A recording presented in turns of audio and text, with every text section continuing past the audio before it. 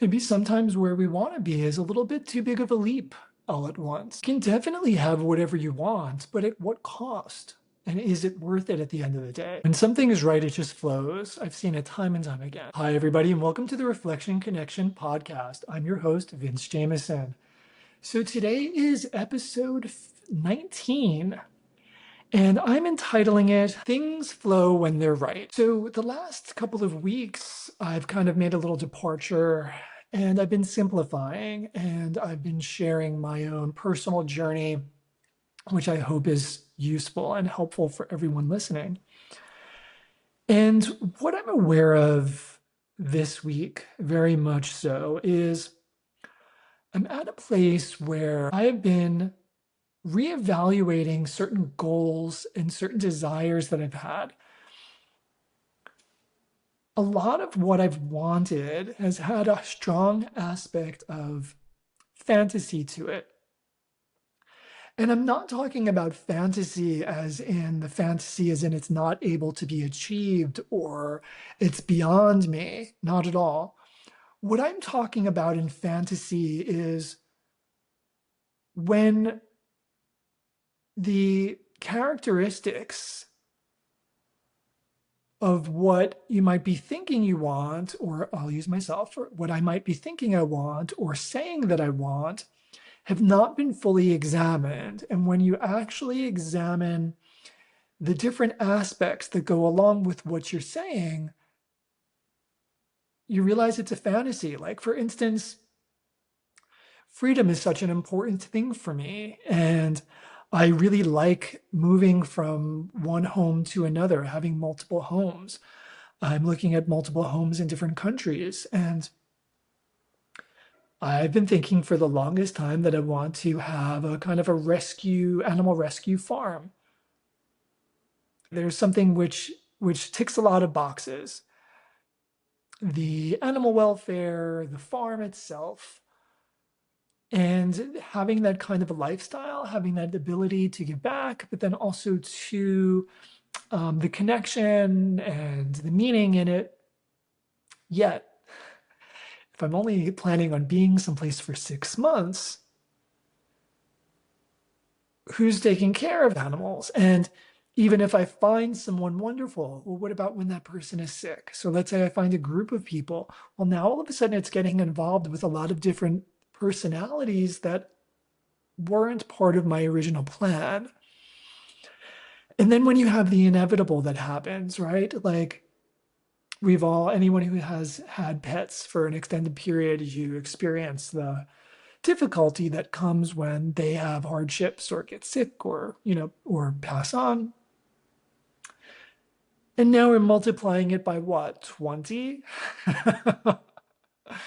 Who really think I'm not going to get attached to that, donkey or that whatever it is, goose even. It's going to be really difficult. And I don't know how long geese live, or all these animals live. And so, yeah. And at the same time, again, then it's like, then the other place that I would want to go to, my thought was maybe I'll establish it in both places. And my point is, it's not about right or wrong, and it's not about what you choose versus like the reality of it per se. I think what I'm getting at is doing a deeper dive into wants and desires and seeing how it compares and contrasts to your needs, right? I've spoken about this before. I have a design background. I love houses. I have a lifelong love affair of houses. My cat likes to stay in the bedroom. She comes out, but it needs to be a very specific floor plan for her to come out to. It needs to be an open floor plan where there's the bedroom connects to the living area and the kitchen. And it's a straight line and she can go back to the bedroom. If I were to create the house that I would really want, most likely it would be more involved than that, which would most likely, if I'm taking advantage of the house and the different rooms, have me further away from her, which I would actually like to be more involved with her than I am even now. And so Again, this is something that I've experienced. Again, with relationships too, for me. When I think about relationships, because I'm someone who's kind of wired to be by myself, I enjoy being by myself. It's necessary. I really don't desire being in a relationship, except for once in a while. Something will come up with someone, but I really thrive in not being in a relationship and just being on my own. And when I really think about what I might want for a relationship, it's really not another human. It's certain superficial, personally enjoyable, aspects to a human. It's not the reality of the whole human. And so I'm better suited living with cat, which I'm very happy with. Honestly, Sawyer in my bed. My cat in my bed is a perfect match.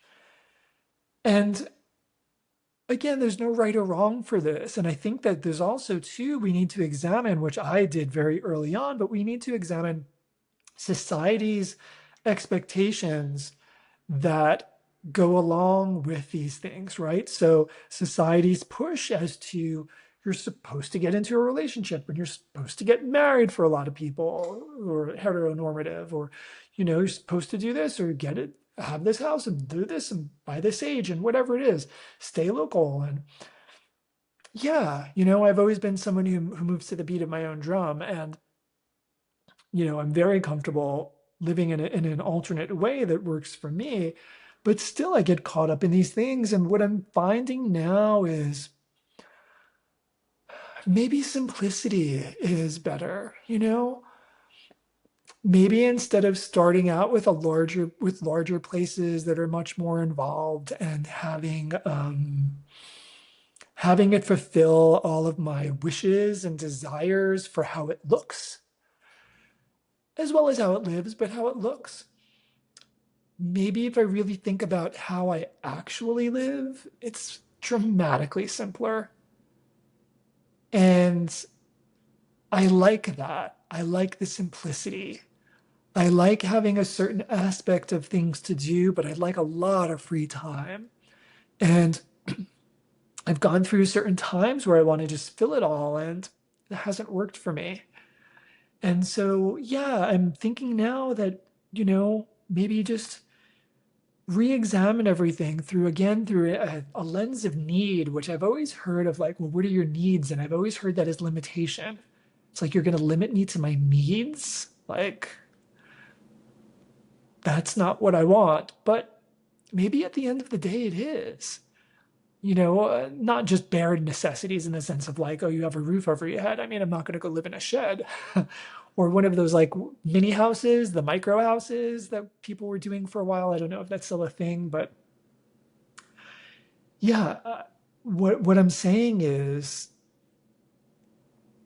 that there's a difference between the fantasy of something and how it looks versus the reality of it, and if it actually fits for you.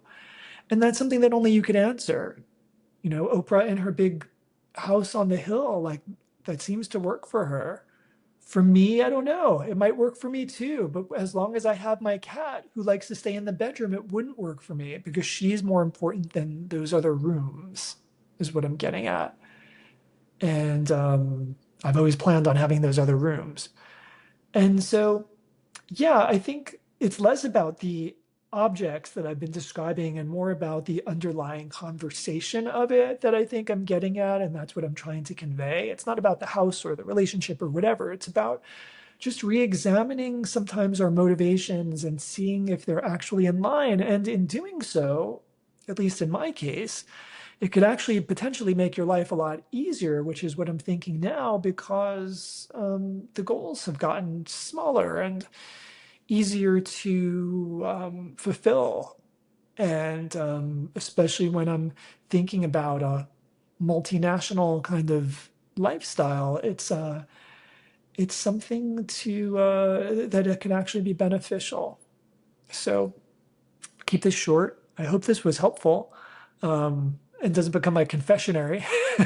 But yeah, I hope this was helpful. Again, I'm always here reminding all of you of all that you already are and all that you are already connected to. Until next time.